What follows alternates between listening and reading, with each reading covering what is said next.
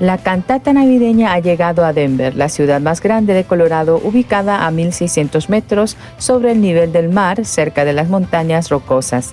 Particularmente, el edificio de la Iglesia Buenas Nuevas Denver, adquirido a principios de este año, se realizó una reunión de pastores de la coalición multiétnica de Colorado con 100 participantes y un evento de grupo ministerial Andrew Womack de renombre mundial. Vemos que el local se está utilizando maravillosamente para la obra del Evangelio.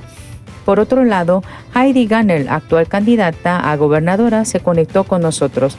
Mediante una entrevista previa al comienzo de la cantata dijo: "Ahora soy una persona justa gracias a una explicación simple y fácil." The message was beautiful, and it's so timely with everything going on in the world right now. It's so divided, and everyone's so sad and lonely. And I'm going to leave with a heart filled with joy. I loved it. It was a very special time. I learned a lot. I got a wonderful message, and I learned about the history of Christmas cantata and a little bit more about what happens behind the scenes. And it's just, I'm so proud and blessed and honored to be here tonight. I think the most important message is to remember that we are all saved, and we are going to live a life of eternal joy, and that what happens here on earth is part of the journey, and we are forgiven, and we are blessed, and I'm so happy to have God on our side.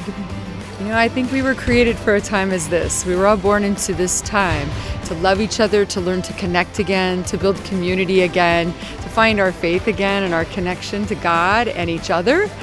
And I think this performance brings us together, and everyone in the audience just felt so connected and close, and that's what's missing right now. So it's a wonderful gift to all of us here in Denver. Además, un nuevo camino fue abierto a través de la organización de la cantata navideña. Dean Williams, jefe de correccionales del Colorado, se sintió conmovido por el espectáculo mientras se desempeñaba como oficial de correccionales en Alaska. Esta vez, estando en Denver, prometió asistir a la recepción de líderes cristianos y educadores. También se logró contactar con prisiones y representantes educativos. Los presidentes de los famosos periódicos coreanos locales Weekly Focus y Colorado Times habían quedado impresionados con la cantata anterior y para esta ocasión voluntariamente publicaron anuncios de página completa durante 2 semanas. Igualmente acompañaron la actividad en el Centro de Convenciones de Colorado. Los presidentes de la Asociación de Capellanes de Colorado y de los capellanes de correccionales, junto a muchos docentes y educadores. En primera instancia se presentó la historia de Mackenzie, quien cambió a través de la educación de la mentalidad, y se habló de cómo esta herramienta se aplica actualmente en las escuelas. El pastor Toyon Kim de Argentina compartió el pasaje bíblico de la mujer sorprendida en adulterio, predicando el evangelio, cómo nuestros pecados fueron completamente lavados.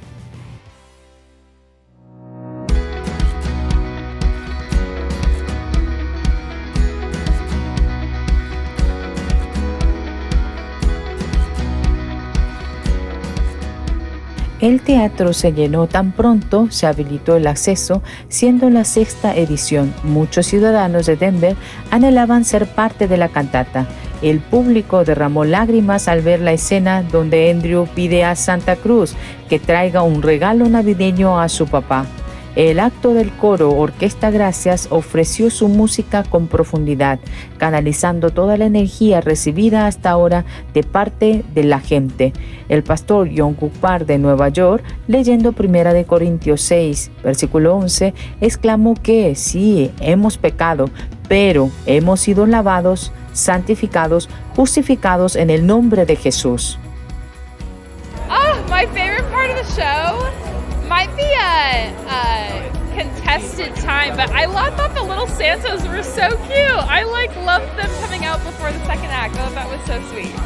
The sentimental part of Christmas, I loved being in choir growing up, so I loved the choir songs. Yeah, I think what was really cool about the show is you could really tell that all the performers were just not only performing, but they were telling a story greater than themselves, and they were telling it together. I think sometimes in this kind of like industry, you know, sometimes people can get super swept up in themselves or their own performance, but you could tell that they were like on a team with one another, striving for something greater, and that was really beautiful to see. It's okay to get in the Christmas spirit a few months early. I was a little surprised when we were having a Christmas show in September, but it really did have a message greater than just Christmas, and I thought that was really sweet. So I would tell people in Denver to give it a shot and come and get into the Christmas spirit a little early, because the message is year-round. It's not just for December. My favorite part was the first part where it had the musical about Jesus, and it just gave the Christmas message in a new way that I've never seen, especially when they talk about like the struggle with the shopkeepers and the inns and the Roman soldiers. They just paint like a really accurate context of what it must have been like, and to see that was really impactful for me. Honestly, I'd really have to agree that that was my favorite part too. I guess I've just never really thought of the people that were actually there when Jesus was born. Where were they at? What were they thinking? What were they feeling? What was it like to sit there and have to hope for a Messiah because of where their life was and what it was like for them? Oh yeah, gosh dang, that was crazy. That was crazy. That he got bit by a scorpion, and you know, typically you didn't really expect a pastor to pray and then everything to be okay, but for God to say, you know, that He's going to be a strength, for Him to live that out, and then when He put that on the paper for the doctor, I was like, that is insane, and that's awesome. So I love that, man. That's a good story. Yeah, I think it was really cool because I feel like when you hear stories like that and people's experience of talking to a pastor and they're just like, the pastor is praying, you don't really expect anything. But when you are praying to God, you should be expecting something when that's what you're praying for. And to be able to have Him come out and tell His own story and keep going with that was just the most amazing thing, because like, how can you deny that when He's standing right there telling you what happened to Him? And it was just really powerful and a really amazing story. My favorite act was the first act, and we came with friends from our church and also from our work. We work with Christian Television Network, and we were very impressed. So it was, I think, probably my favorite was the first act, and yeah, but the whole thing was very, very impressive. I liked it a lot. Well, Pastor Daniel actually came to our church and to our station, and we were able to partner with you guys through it all, and we were able to be here with a lot of our church family and our friends, which is great. But I have to say that the God Bless America, it was a prayer, so it was just powerful. That was my favorite part.